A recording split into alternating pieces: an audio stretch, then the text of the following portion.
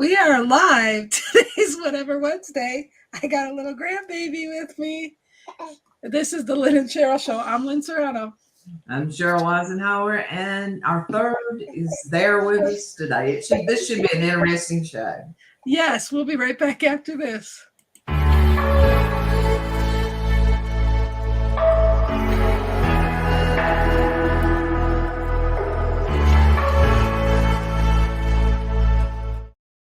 Welcome back. Hi, Cheryl. How are you? I'm good. How are you doing? Good. I got little baby Bradley with me. So he's just making his debut here. So He's we just finished eating, so we'll see what happens. Yeah, he's saying hello too. So anyhow, we have the topic here.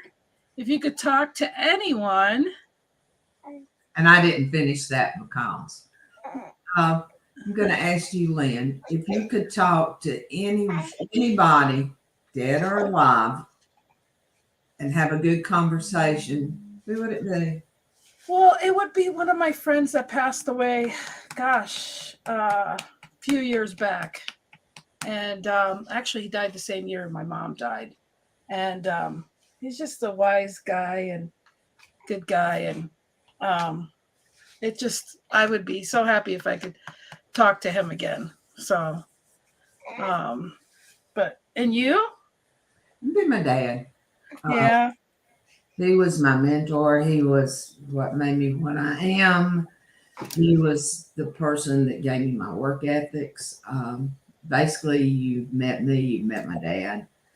And yeah, I mean, I still have the whispers with him, but it would be so nice just to sit down and have one of those good old long conversations. And if I could, I would also be my godmother. She's just a very wise lady, and she's passed away 35 years now, I'd say. She's a very wise lady. And, so, there's as you get older, I guess there's just a list, and it's hard to pick. Yeah, it is. There's always somebody that you always ask, what would you do? Whether you get the direct answer. I still have that question in the back of my mind when I can't make up my mind. Okay, what would Dad do? But we did this on mine and Jerry, or the CDC show a couple weeks ago, and it was really amazing that the people that we had coming in and what all was said, and the diversification of people and who they would talk to, because the question is alive or dead. A lot of Jerry, each of us, there were 4 of us on there, and each of us it was totally diversified. Jerry picked someone that had passed away. Brandy picked her grandmother. It was just, it was interesting how we chose who we were going to do. But it made you go back in the past and do some soul searching and some memories, and almost made Cheryl cry. But that was, sometimes it's good. I know we always look so much to the future. There's certain things in the past you need to go back and revisit. Yeah. So it is a good question. Like, you could divide that, and as far as business wise, who would you want to? Somebody's got to be burped. Okay. When I'm interviewing, a lot of times I'll ask that question. It's amazing what you can learn from somebody. Yeah. Hi, Bob. Let's ask Bob. Let's see if we can get Bob to answer. Yeah. Bob, if you could talk to anyone, dead or alive, for a while, who would that person be? And we'll see what Bob comes back with. Bob's a good friend of ours, and someone that he's always watching the show, and it's really nice to have his input at times. Yes, it is. Yes, it is. Oh, I got a good burp there. We always use this when I'm dealing with an operations manager or something higher up. We always ask that question because it gives you an insight into the people. And what do you usually get for a response? Is it a family member or somebody that It's across business wise? Really? the board. Some of them would, um, Caesar Nicholas, Cesar. Bob, if you type in why, we'll put it up. Yeah. Yeah. Let us know why. But it's you get such a diversified answer, but a lot of times you get the concept of if it's a personal one, like we were using personal people, you get their personal insights. Mm-hmm. If it's someone that's passed as a rule, or that is, well, dad was passed, but if it's a celebrity or something, a lot of times it's a president or it's Winston Churchill or something like that. You kind of, oh, he just loves Russian history, but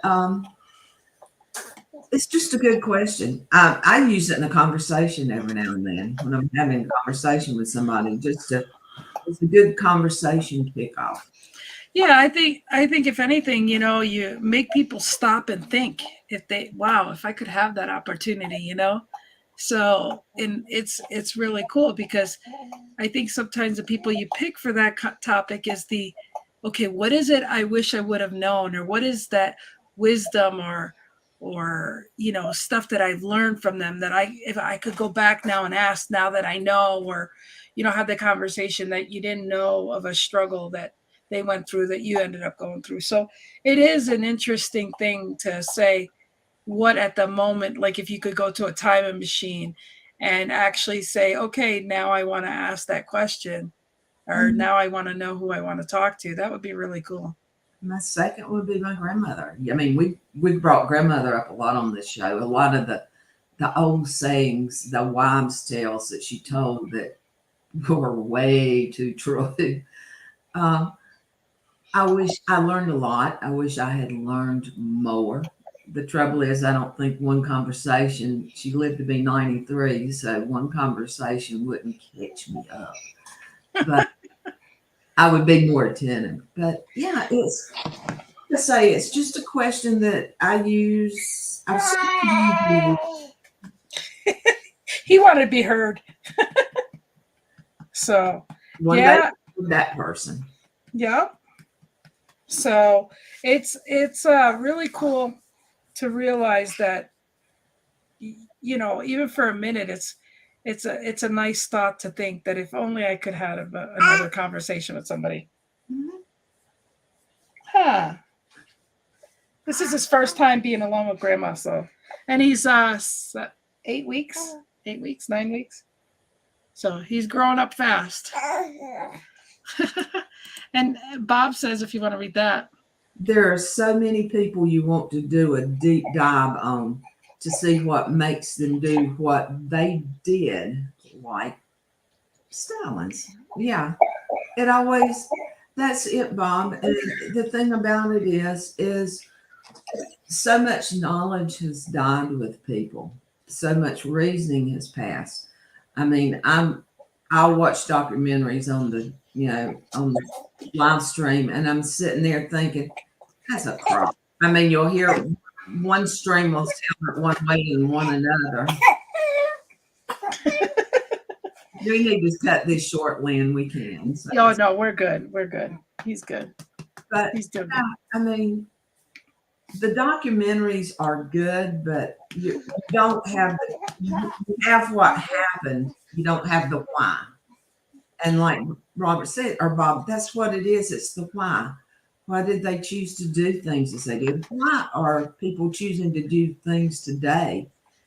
And Bob always says history is written by the victors. Yes, it is.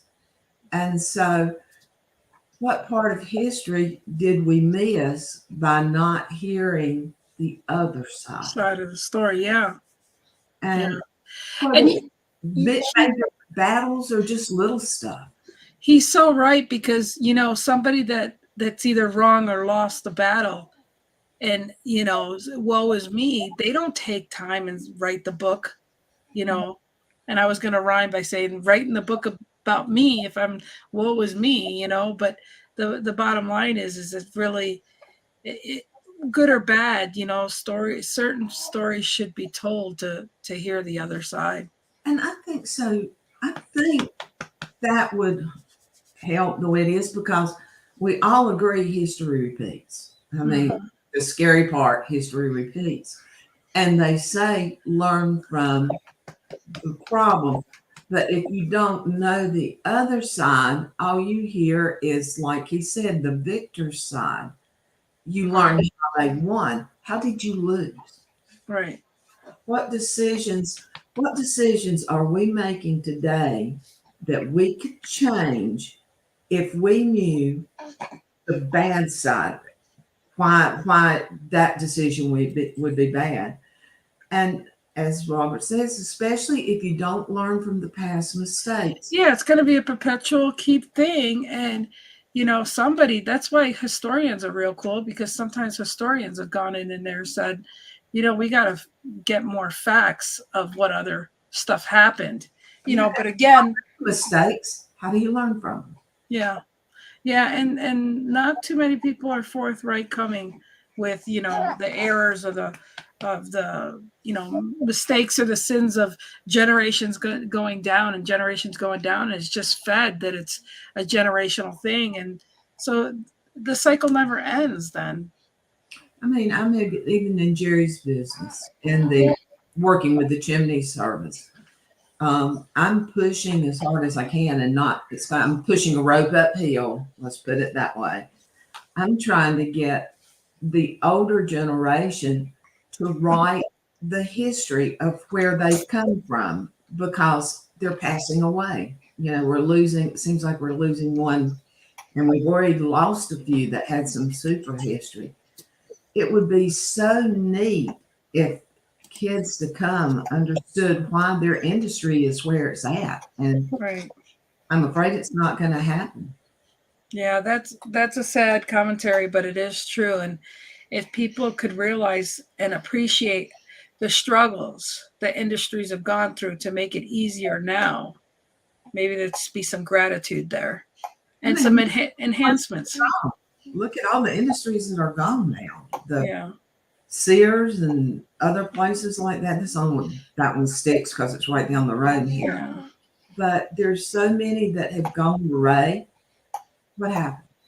Did they not see it in time? I mean, Sears could have been the Amazon of today. Well, Sears and J.C. Penney's were ahead of times. I mean, Sears or J.C. Penney's was a catalog. I mean, that's true. But what I think happened there is that they didn't want to go on the internet because they had the you used to go to Penny's storefront just to pick up the catalog. Oh, and what was the other one? Service merchandise. You Yeah, used to pick up the catalog and then have to go back and put the order in and then that have was it mailed. shopping. What's that? That's where we did our Christmas Yeah. shopping. So, but again, the thing is I think the problem is that they feared the internet, the unknown. And so I think because the other ones didn't, that's where they prospered. And that had been said for years. And yet some are like, well, we're not going to do it. Mom and pops weren't going to do it until they were forced hand. And look at even people that didn't want an email address. What happened? Mm-hmm. You ended up having an email because they say, well, we need to send a receipt. Even the post office for your tracking, go on the internet and go to our website. I mean, it happens. I mean, it's one of those things. And so, like, if you could call anybody from Sears or J.C. Penney's and say, hey, why were you afraid of the internet? Why? Because you were way in advance as far as shipping and looking at a picture, and you had to wait to get half the stuff from J.C. Penney's. Mm-hmm. So, I mean, they had the concept way before Amazon came along. What was it? Made it easy. They just showed pictures on, my kids at first thought it was awkward, but in the in 1999 and 98, my brother, who has stock in Amazon, him and his wife used to send the kids each $100 credit, to go and shop. They're like, what is this? And I mean, they'd get cool things for themselves, but they only had like CDs and sneakers and some books and things like that back then. But I mean, that's, that was 25 years ago, Yeah. that they were doing stuff. If my Amazon man don't hit this door a couple of times a week, he's going to come in and check to see what's wrong. Because I don't shop and I hate grocery stores. I hate stores worse. Yeah. Grocery shopping is the next thing I hate. Right. And that just brings to the fact that we got to realize that things are going to change whether we want them to or not. And if you can look at the bright side of what the change is going to do for you instead of the negativity of it, AI is here to stay, whether you want it or not.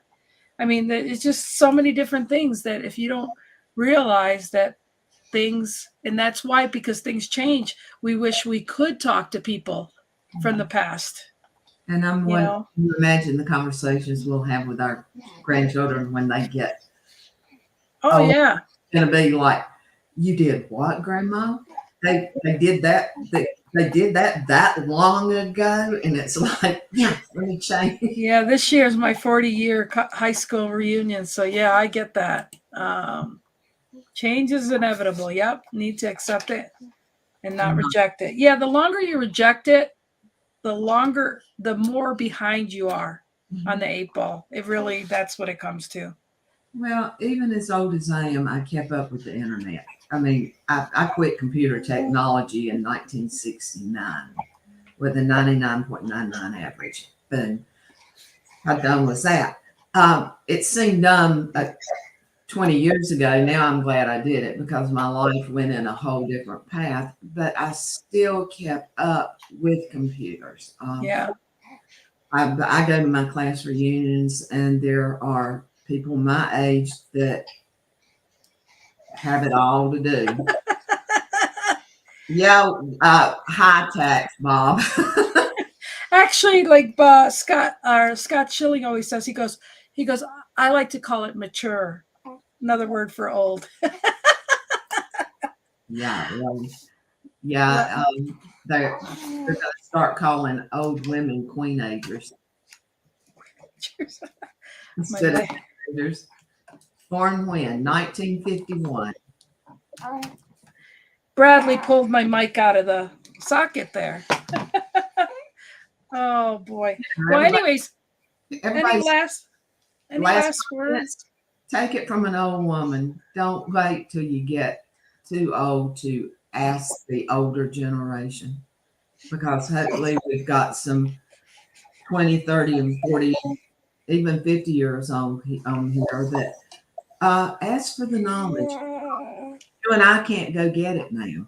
So find the knowledge while you can, and just be aware that there's a lot of knowledge here that's not always written in a book.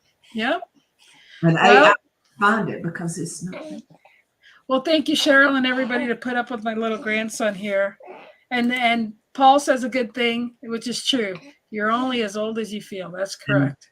Yeah, and I don't feel that age, and I refuse to give up. So hopefully we'll be talking to you guys when I'm in my 90s. Yes, I would love that. And so next week we are going to have a pre-recorded show. Cheryl's going to be in the woods somewhere, or a cabin or something. I'll just ask her to take a picture so we can share that. And we don't know about the internet, so and I'll be getting ready for travel, so it'll work out. Well, everybody have a good week, and we'll see you in a couple weeks. Yep. Have a good one, everybody. Love you, Sheryl. Thank you. Bye.